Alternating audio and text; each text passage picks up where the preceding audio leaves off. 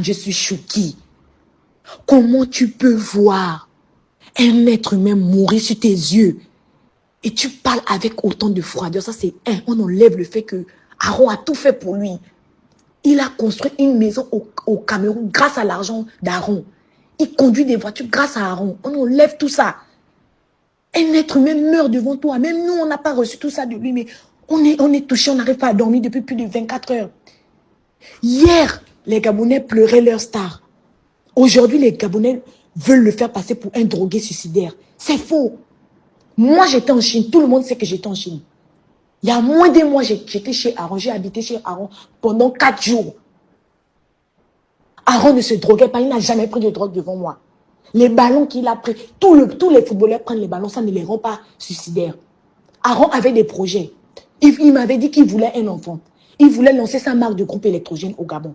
Il avait tellement de projets. Et on ne va pas venir me faire croire à moi que Aaron pouvait se suicider. C'est impossible. Et j'étais dans cette maison. Je connais le balcon. Aaron n'a jamais mis ses pieds au balcon quand j'étais dans cette maison. Il n'a même jamais ouvert la porte du balcon. Jamais. Et je n'étais pas seule, j'étais avec ma copine, on est témoin, il n'a jamais ouvert le balcon une seule fois.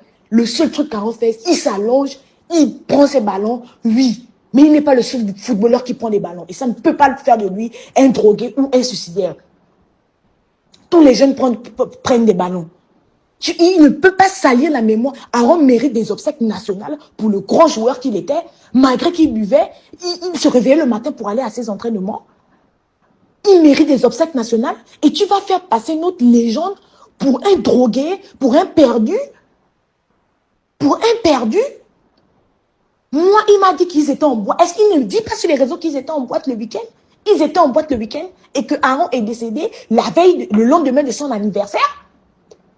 Tout ça, il ne dit pas, mais il fait passer l'enfant d'autrui pour un drogué. Genre, Aaron se drogue, tu le regardes. Ok, s'il ne va pas bien depuis dimanche, pourquoi tu n'as pas appelé sa mère? La pauvre maman, moi dans cette maison, pendant les 4 jours, il n'y a pas un jour où Aaron n'a pas parlé de sa mère. Dans la maison, il n'y a que les photos de lui et sa mère. Il a les tatouages de sa mère. Il m'a dit, ce sont ses frères et sœurs et sa mère. Un enfant qui aimait autant sa mère, qui parlait de sa mère tout le temps. Ma mère vient pour ma mère, ma mère, ma mère. Tu ne peux pas dire que depuis dimanche, tu ne vas pas bien et tu n'appelles pas sa mère. Tu n'es pas son frère, tu n'es pas son parent. Tu n'appelles pas sa mère. Et moi, parce que Abdul l'essentiel aussi mon meilleur ami, moi, tu sais que ça se passe comme ça. J'étais avec vous dans la maison. Tu ne m'appelles pas pour me dire que essaye de calmer, ça ne va pas et tout ça. Tu ne te confies même pas à quelqu'un pour dire que ça ne va pas. Tu gardes tout pour toi et tu te réveilles. Je préférais qu'il se taise. Je ne suis pas là pour dire que tu as tué ton frère ou quoi que ce soit, mais ne salis pas sa mémoire. Ne salis pas sa mémoire, ne le fais pas passer pour un drogué parce que c'est faux. La police a déjà dit que c'est un accident. Ok, c'est entre vous là-bas. Seulement toi et Aaron, sachez ce qui s'est passé. Mais ne viens pas dire qu'il a déféqué sur lui. Aaron était trop propre. Dans la maison là, on ne nettoie pas la chambre d'Aaron, mais la chambre d'Aaron est toujours propre. Aaron était trop propre. Il finit de pisser, il tire la chasse, il ne laisse pas des pipis au banc. Il va aux toilettes, il tire la chasse. Quelqu'un comme ça va déféquer sur lui. Et puis tu vas venir dire que tu lui as dit que tu es son grand frère, c'est pas à cause de l'argent. Toi, il ne pouvait même pas parler à Aaron comme ça. Parce que le rôle de Abdul en Chine, c'était qu'il avait un salaire et il devait travailler pour Aaron.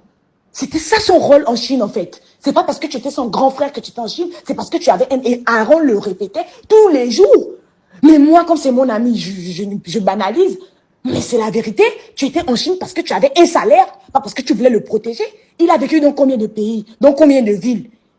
Il a vécu seul. Il ne s'est jamais suicidé. Il ne s'est jamais jeté. Il a bu combien d'alcool dans sa vie, mon Dieu? Et je jure sur la tombe de mes parents, je n'ai jamais vu une drogue dans cette maison.